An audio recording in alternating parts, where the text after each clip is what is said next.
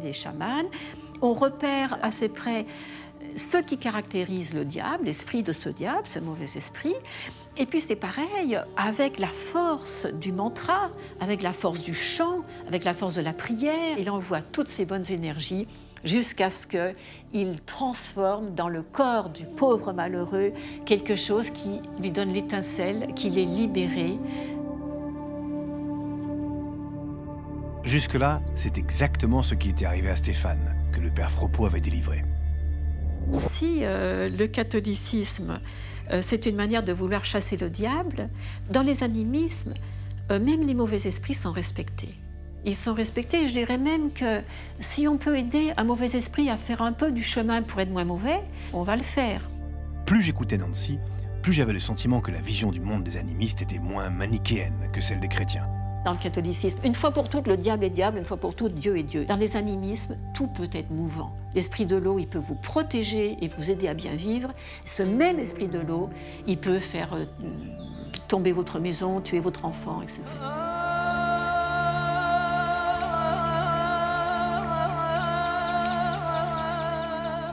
Mais Nancy allait m'apprendre la différence majeure entre les chasseurs de démons chrétiens et les chamans. Selon elle, les chamans ne pourchassaient pas les possédés, puisqu'ils étaient eux-mêmes des possédés. C'est dans les esprits qu'ils puisaient leur pouvoir.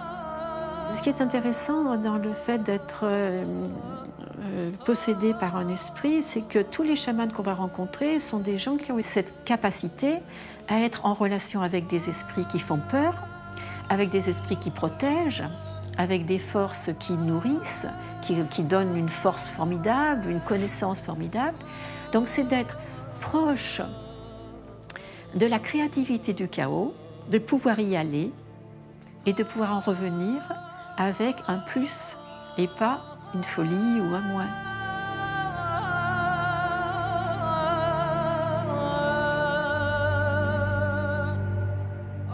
C'est ça le jeu des rapports animistes avec les éléments et positifs et négatifs. Je comprenais mieux maintenant l'erreur des premiers anthropologues qui avaient assimilé la transe des chamans à des crises hystériques et schizophréniques. La schizophrénie, ça pourrait être dissocié et ne savoir pas réunifier ces aspects dissociés de la perception de la réalité ou de soi dans la réalité. Mais le chaman, lui, il le fait de manière volontaire et il utilise la capacité de se dissocier pour fabriquer de la guérison, alors que le schizophrène, lui, est malade. Le chaman, c'est un médecin, on pourrait dire c'est un médecin des âmes. Soigner les âmes. Si l'image était très poétique, je me demandais ce que les professionnels européens de la psychiatrie en pensaient. J'avais déjà eu l'avis de Mireille Robinson, mais elle n'était pas experte en chamanisme. En revanche, dans mes archives, m'attendait le témoignage d'Édouard Collot, un psychiatre qui connaissait vraiment bien leur méthode.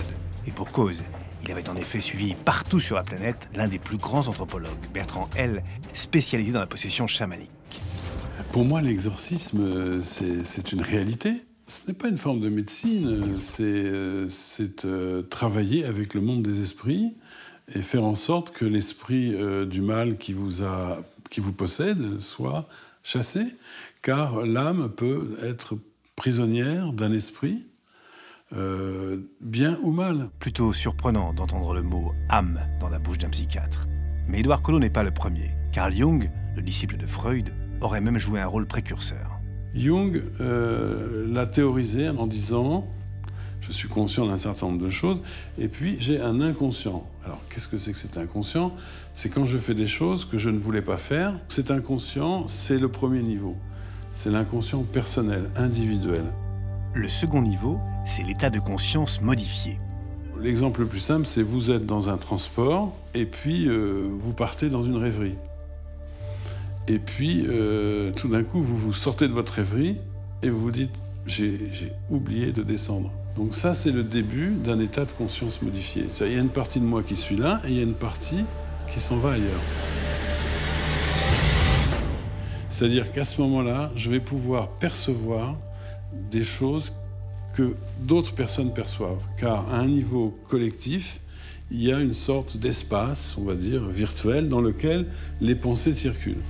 Ce serait donc dans cet univers d'inconscient collectif qu'un esprit pourrait prendre possession de notre âme. La conscience de la personne est recouverte par une autre, qui lui est plus puissante, a priori. Donc une âme infestée, un esprit infesté, une conscience infestée est une conscience qui ne s'appartient plus. J'avais du mal à admettre cette vision du monde. Mais je me souvenais que Freud avait été très critiqué quand il avait théorisé le fait que l'homme n'avait pas la pleine conscience de ses actes. Aujourd'hui, remettre en cause l'existence de l'inconscient paraît impossible. Peut-être en sera-t-il de même un jour pour le monde des esprits. Ma recherche des traces de l'existence du diable ne pouvait pas en rester là. J'avais bien une dernière idée, mais de là à passer à l'acte, je devais l'avouer, j'avais peur. Parce qu'à ce point de mon enquête, mon ultime solution était d'aller voir de l'autre côté du miroir. De rencontrer non pas une personne qui luttait contre le démon, mais quelqu'un qui lui vouait un culte, un prêtre satanique. À l'écoute des propos du journaliste François Angelier, j'avais pu comprendre pourquoi des individus avaient décidé de s'en remettre à Satan. Le grand événement qui va faire que le diable ne va plus terroriser, mais simplement amuser, voire distraire, ce sont les Lumières, avec des gens notamment comme Voltaire, comme Diderot, les encyclopédistes, qui sont des matérialistes, qui sont des athées, des rationalistes, et qui considèrent qu'il y a un principe divin, certes, mais qui considèrent aussi que le diable, c'est une fadaise, c'est une invention, c'est une sorte de fantasme monastique parfaitement ridicule. Donc déjà, les Lumières vont démagnétiser, on peut dire déminer, le terrain diabolique. Mais ce qui va se passer après les Lumières, c'est la Révolution française. Et la Révolution française, par l'effet de terreur qu'elle va générer dans une partie de la population, par l'effet de panique qu'elle va susciter dans cette France qui change de régime, eh bien, va réinjecter l'image du diable et l'image du mal, puisque la Révolution française va être prise pour une fille du malin. Mais ceux qui vont tout faire pour que le diable revienne, c'est les romantiques. Et là, le diable est un séducteur. C'est le Méphisto que vous trouvez dans le Faust de Gounod. C'est un personnage flamboyant, viril, ardent, puissamment séduisant, qui a tout pour tenter et attirer les hommes vers la chute, vers l'abîme. Donc à partir de ce moment-là, ça n'est plus une espèce de diable un petit crapaud, ça n'est plus un diable terrorisant, c'est un diable fascinant. Et on peut dire que ce goût de l'abîme, il y renaît avec le romantisme. Si des gens se donnaient avec plaisir au culte du diable, pour ma part, j'avais de grosses appréhensions à rencontrer un sataniste, depuis que j'avais entendu le récit d'un agent secret qui avait infiltré des sectes sataniques. Beaucoup de gens se posent cette question. Pourquoi les renseignements généraux s'occupent des sectes satanistes? C'est le seul service qui s'en occupe. Et malheureusement pas assez. Et parce que si l'on regarde bien, je vois, moi, avec ce que j'ai vécu, on n'était pas assez nombreux pour s'occuper de ce fléau qui est très grave. On s'est aperçu que les sectes sataniques sont différentes. Moi, j'en ai répertorié à peu près 3 sortes. Les premières, je les appellerais les sectes sataniques, les vraies. Celles qui se revendiquent de la Bible de Satan, qui a été écrite par Anton LaVey. Donc ça, ce sont pour moi les purs, les vrais, ce qu'on pourrait même presque dire, entre guillemets, les religieux, et ce que certains appellent même le néo-satanisme occulte. Ensuite, la deuxième catégorie, ce sont les satanistes syncrétiques, ceux que moi j'appelle le satanisme maison. Ce sont les jeunes qu'on le retrouve dans ce milieu-là. Ça accapare tout un ensemble de doctrines différentes. Ça peut partir de la magie, astrologie, alchimie, spiritisme et bien sûr la musique du diable, la musique de Satan, le black metal. Et la troisième, bien sûr, c'est celle que je considère, moi, la plus dangereuse parce qu'elle est animée par les charlatans, par les opportunistes, par les gourous manipulateurs. Ce sont des gens qui se font passer pour des êtres surnaturels, qui ont une puissance qui leur a été envoyée par Lucifer ou Satan, et ils profitent de la vulnérabilité des gens pour faire de l'argent. Et au cours de son infiltration, il avait été confronté à des situations des plus horribles. Une affaire pour laquelle j'ai été le maître d'œuvre, c'est une profanation qui s'est produite dans un cimetière, dans un petit village qui s'appelle Mayolas. Ce cimetière a subi les affres du satanisme. Les jeunes sont arrivés, ils ont tout cassé. Et puis, ils s'en sont pas arrêtés là, ils ont ouvert les caveaux, ils ont exhumé des corps, ils ont arraché la tête à ces cadavres. Quand on voit qu'ils sont partis avec ces crânes, qu'ils sont partis même avec des ossements, quand on sait qu'il y avait même le corps d'un bébé, ça fait bondir. On a fait une perquisition et là, on a trouvé tous les crânes sous les lits, il y avait des ossements, il y avait même encore, malheureusement, je suis obligé de le dire, des morceaux de chair qui étaient accrochés à ces crânes et à ces ossements. C'était quelque chose d'effroyable. Et selon lui, l'horreur ne s'arrêtait pas là. Il avait tenu à me raconter une autre affaire. C'était un jeune qui appartenait c'était le Club des Six. Il y avait un gourou qui était le manipulateur de ces jeunes, c'était des mineurs en plus. Et un jour, il leur a dit que pour plaire à Satan, il fallait qu'un des 6 se désigne pour se suicider. En se suicidant, il apportait donc une certaine satisfaction à Satan, à Lucifer.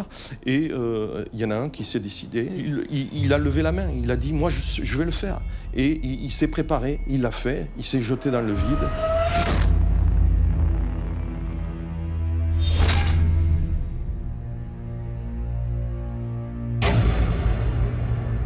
Quand on l'a retrouvé, son pendant, avec une croix à l'envers, accrochée, elle s'était, comme par hasard, enlevée de l'oreille, elle était posée dans le sang. Donc on se pose la question, est-ce qu'il y a eu une manipulation après de ses copains ou du gourou qui a enlevé le pendant de l'oreille de ce gamin qui s'était tué pour le mettre dans le sang? Parce que le sang a beaucoup de puissance chez les satanistes.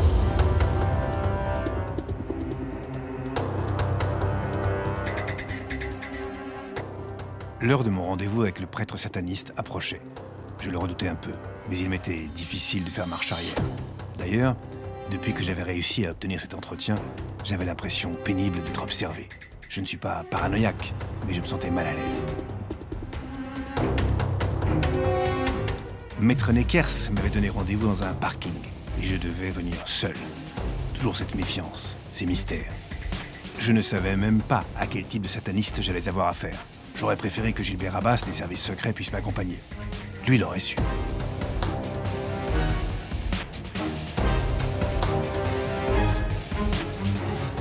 Mais c'était les conditions que je devais respecter pour que le prêtre sataniste me livre son expertise sur les démons.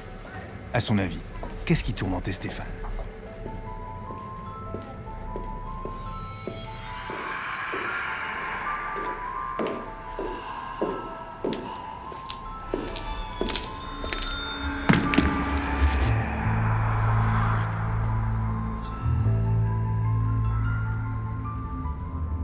Lors des exorcismes, il y a eu 3 entités de démons qui ont été révélées.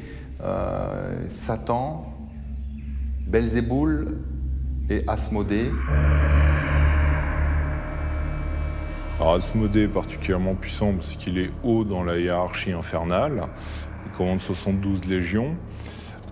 C'est une entité extrêmement malveillante qu'on va utiliser pour des actes particulièrement malveillants. Quand on utilise une entité, on peut se prendre un contre-coup, et en se prenant un contre-coup, on risque d'avoir des blessures aussi bien physiques que mentales. Mais une entité vraiment très puissante, sans protéger, c'est difficile.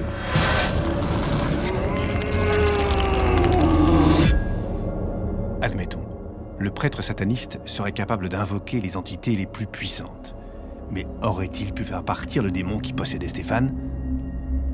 En tant que sorcier sataniste, pratiquant donc la sorcellerie sataniste, j'aurais procédé à un exorcisme qui aurait sans doute fonctionné, probablement de manière moins douloureuse. Étant donné qu'on trempe vraiment dans le milieu, qu'on travaille avec les entités, ce qui n'est pas le cas de l'Église au sens large, qui, elle, travaille avec des entités de nature plus angélique, si on peut dire.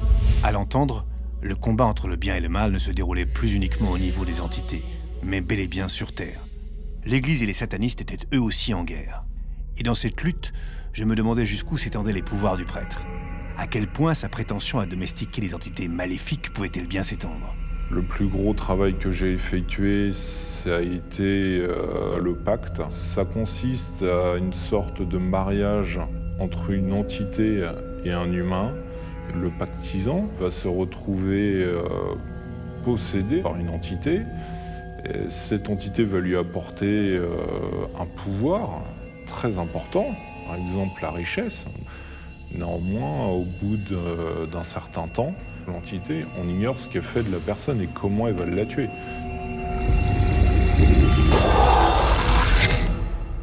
Je ressortais de cet entretien assez perturbé.